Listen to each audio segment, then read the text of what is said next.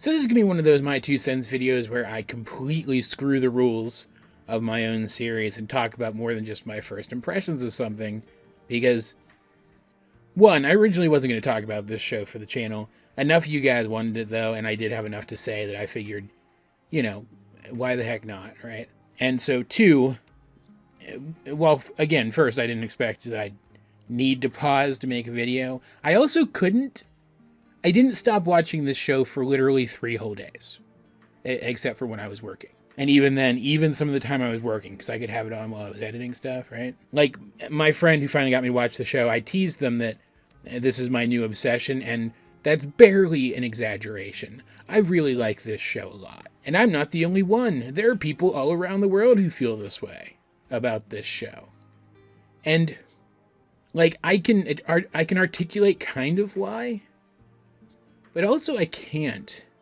Like, this is a good show, don't get me wrong. It's also, at least to me, a very low stakes kind of show. And that might be why. That might be why it's appealing to so many people. Because it is a low stakes kind of show where one of the built-in mechanics of the series is that by the end, all of the substantial collateral damage caused by the Monster of the Week is undone. There's a reset button built into the premise of this show. It's one of the main character's superpowers. And yet this show has a hidden depth to it. The villain is not some cackling mad Saturday morning cartoon villain all of the time. He has like actual deep motivations. I compare them directly to Mr. Freeze circa the Batman the Animated Series, a series that redefined his backstory and actually made him a compelling character. And while this show has a huge cast of recurring, I won't say protagonists, but like not bad guy characters, except when they are bad guys, but that's a thing we'll talk about in a minute. All of those characters have some degree of depth to them, and they're fun and likable, and I enjoy seeing them pop up in the show over and over again, even though they're not the focus very often. They're basically set dressing a lot of the time, and yet they're still appealing. But I'm getting ahead of myself here. Let's talk about briefly the main premise of Miraculous Ladybug, or Miraculous, the Tales of Ladybug and Cat Noir, or just Zag Heroes Miraculous. That's Heroes with a Z, because poor literacy is cool. Linkara's not going to care if I steal that joke from him, right? A French CG animated superhero show from Zagtoons, created by some of the same people who worked on Code Lyoko back in the day, which is pretty neat, because that's also a pretty good show. And in it, we see the titular Ladybug and Cat Noir, aka Marinette and Adrian, fighting against the akumatizations of the villain Hawkmoth. Akumatization being a process where a negative emotion is latched onto by one of the corrupted butterflies created by the villain, turning an individual into a supervillain with their own unique superpower themed around whatever it is that harmed them to cause that negative thought. And because of how they work, because they do seem to have to be themed in some such way, the powers that these various supervillains gain can range from just like basic superhero powers like being able to pause people by hitting the pause button on a tablet or something, right? To absolutely bonkers reality warping types of stuff. It's very variable. Hawkmoth doesn't have a ton of control over it, or at least he doesn't seemingly have a ton of control over it, and yet he makes good use of them, all in an attempt to get the Miraculous of Ladybug and Cat Noir, that being the objects, so that their little spirit companions, the Kwamis, merge with to transform them into their superhero personas, because the Kwamis of Ladybug and Cat Noir have respectively the powers of creation and destruction, and when brought together, those two powers can grant a single wish. But it's a monkey's paw kind of thing that will have an equal and opposite consequence. So it's imperative that that ability is never used. Or if it is used, it's used extremely responsibly, to the point that it's better that it just not be used at all. Really. These powers specifically manifest through Ladybug's Lucky Charm, which grants her the ability to spawn an object, which will help her in the specific situation she's in, and then can be, I guess, despawned would be the best way to put it, to undo all of the damage caused by the specific situation for which it was summoned. and Cat Noir's Cataclysm, which can destroy any object that he touches. Though there do seem to be some slight limits on that. Like, for example, their superhero personas also protect them, make them more durable. And it seems that hitting one of the superheroes with Cataclysm will only injure them pretty severely. It won't actually, like, kill them. Sometimes, anyway. Sometimes it is implied that it would.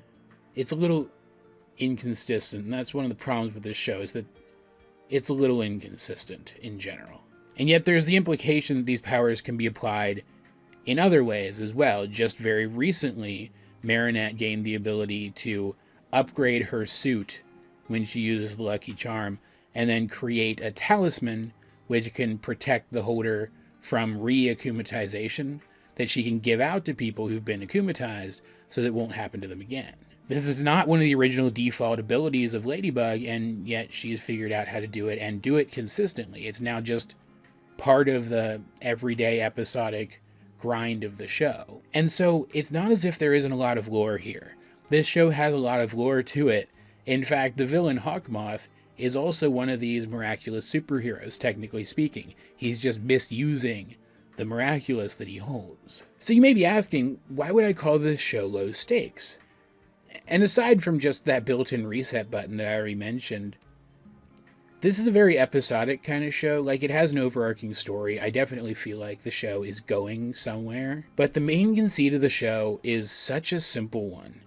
It's that little things can cause you to spiral out of control unless you have people there to support you and right your course. Each one of these akumatizations happens, mostly, there are some more major ones, right? But mostly they just happen over little things. Things that make a big impact in the moment, but in the grand scheme of life, aren't that serious. And having somebody like Marinette around helps the people recover from that after the fact. Because while Marinette is Ladybug, she's also friends with a lot of the people who get akumatized and is there to support them in the aftermath of it. And one of the coolest things about this show is it's never questioned whether or not to just accept the akumatized person after they're freed from the evil influence. Like, this show starts us off after the characters have already gotten their powers and this has already happened before, at the point that this has already become part of the weekly routine of these people. And so you wouldn't expect it to be brought up then. You would have expected it to have been settled by then. But even when we flash back to when all of this started, there was never really a debate whether or not to continue to treat these people normally after they're freed, which says to me that the point always was that this is a dramatization of how those little things can cause people to spiral out of control, and that Ladybug and Cat Noir are a dramatization of that support network which helps people recover from that and move on with their lives in a positive direction. And if Ladybug and Cat Noir are there to tell us that so long as there is a network in place to keep you from spiraling, then you don't need to be defined by those moments, that it's your positive relationships that help you to recover from them, then Hawkmoth as a villain, taking advantage of those low moments to make you worse for his own benefit, is such a great analogy for the antithesis of that, for toxic interactions. Which is why the parallel between Marinette and Ladybug is there, above and beyond the fact that they're the same person. The fact that so many of her friends get akumatized means that she specifically gets to be there for them in both aspects of her life. And so between that overarching message that the little things aren't as bad as they seem at first, and that built-in reset button, this show feels very low stakes. Like, there are definitely some overarching story elements, like Adrien, Cat Noir, has a very terrible home life. It's very bad. I really hate his dad for it. For that and other reasons. While at the same time kind of liking the guy, I like things about him. That's how complex the character writing in this is. And so it's been an overarching aspect of the story that building up his own support network of these other recurring characters who are part of his and Marinette's friend group has helped him to kind of work his way out of the worst of the rut that he's in because of that home life. There's still more that has to be done to really pull him out of that completely. Like, he needs to get to a point where he can really be himself as Adrian. There are so many aspects of Cat Noir that he only lets be seen when he's Cat Noir. But you really do get the sense that the show is moving in an overall positive direction. And the show does have arcs. Sometimes aborted ones. And I'm still very mad about that, guys. You have no idea. Chloe is my daughter now. I have adopted her, and I swear to God, if Zag doesn't pick up her redemption arc and finish it, I will. But the only arcs in the show that really feel like, I won't say that matter is not the right word. The only ones that we're supposed to really take completely seriously are the character arcs. The lore arcs, they're fun and everything, and I enjoy them a lot. I enjoy the lore of this show. But one of the built-in conceits of the magic system in this show is that the magic is inconsistent. Like, for example, the costumes that Ladybug and Cat Noir wear, even though they're not the first Ladybug or Cat Noir, are completely different, aside from color scheme, from the costumes that their counterparts would wear. Because there's a built-in aspect to the magic system in this show that, aside from the specific baseline default powers of these heroes, pretty much everything else is variable. It's based on how you desire to use the power. So if a lore consistency happens, you can just assume that that's because this magic system is variable and based on the desire of whoever's involved in the situation right now. Which means that, well, I do theorize about the show a little bit up in my brain space. I've got enough room up there, after all. I don't feel the need to. And I love theorizing about shows. I want to make that absolutely clear. You guys know that. It's what this channel was originally all about. That's not true. This channel was originally about reviewing toys, but once it took off, it was originally about that. And yet, I don't feel the need to theorize about this show. So many shows, while I'm sitting down to just try and enjoy them, I feel the need to rip them apart and try to figure out what it's really getting at. And I don't feel like I need to do that for this show. I feel like the messaging of the show is simple enough and surface level enough, and the lore is just, it's like icing on the cake enough that I don't have to worry about that kind of thing. I could just enjoy this show for what it is, and that's a fun superhero show with like some actual solid superheroics.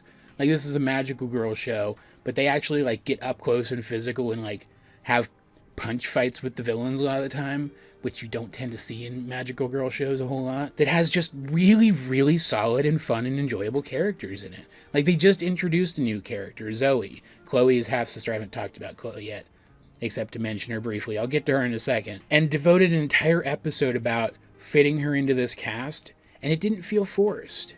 She works so super well. I know so much about her after just a brief 20-minute episode where a good chunk of the episode was spent with her being a giant golden glitter person who wasn't really herself and therefore couldn't really convey specific details about her character. It's glorious. It's such a glorious formula. And that doesn't even get into all of the cool shipping stuff that these character dynamics present you with. Like, if you're into that kind of thing, and let's not kid ourselves, at least to a point, I am. When so much of the show is spent on showing these characters relating with one another and showing how their relationships, at least largely, make them better, it's hard not to find pairs or even groups in this show that you can ship together, even if it doesn't really make a ton of narrative sense overall. Marinette is such a helpful and kind person. She has such manic energy. Like, the whole show has manic energy,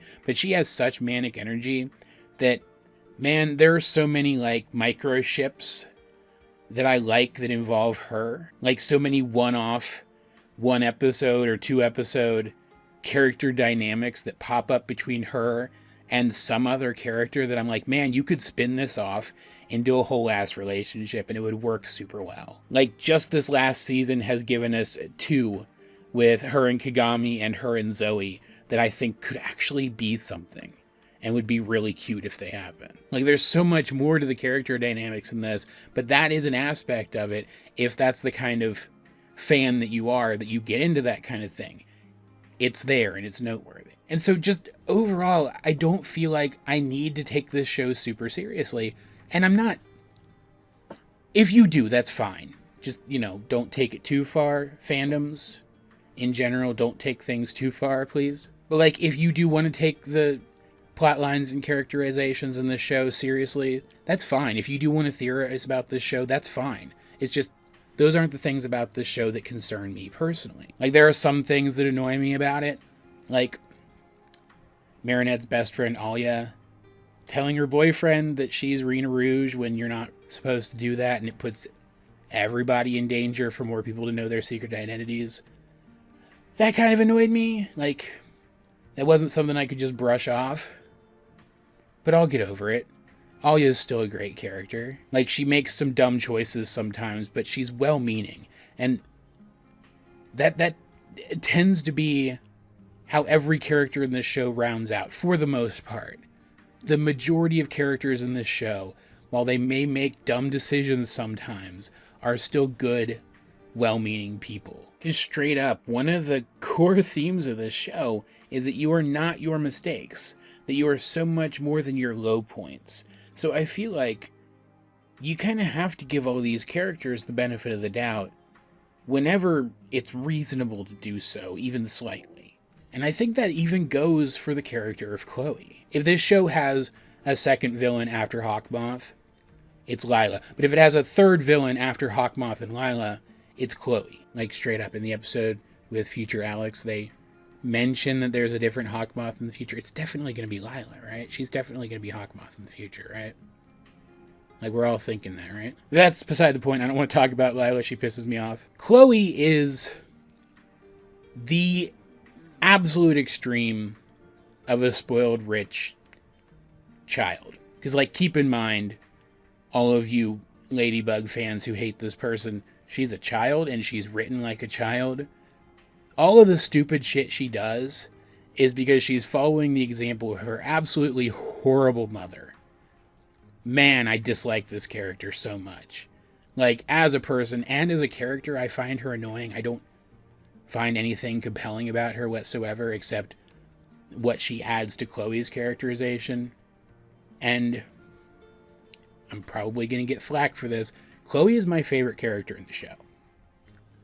I really dislike a lot of the stuff she does, but man, is she compelling. To the point that she does become one of the miraculous superheroes. And as a superhero, she's really good.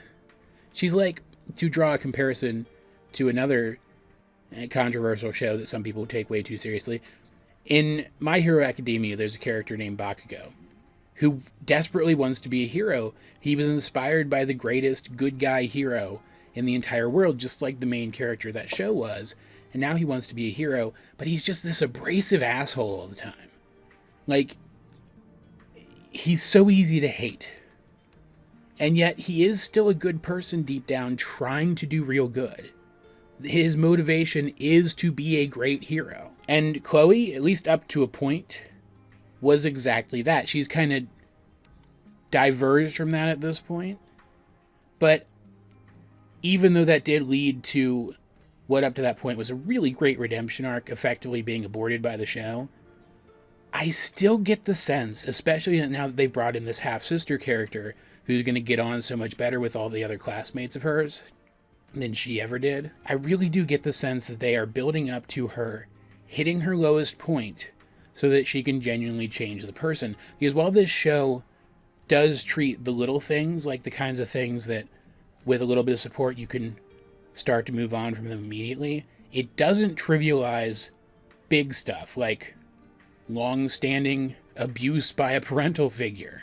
And Chloe is certainly abused. The way that her mother behaves around her and treats her is abusive, and the way that her father just bends over and doesn't put any structure into her life is also abusive. And so introducing this new element of the Zoe character into this family dynamic of theirs and shaking things up, I really do get the sense that that entire family dynamic is about to change, and that's going to lead back in to the resumption of Chloe's redemption arc, even though apparently the showrunner has said that that's not going to happen.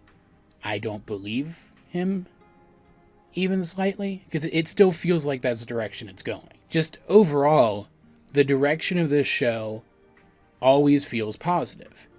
even when really dire things are happening, it feels like eventually this show is going to end up somewhere better than where it is. And I think that's one of the reasons I enjoy it so much.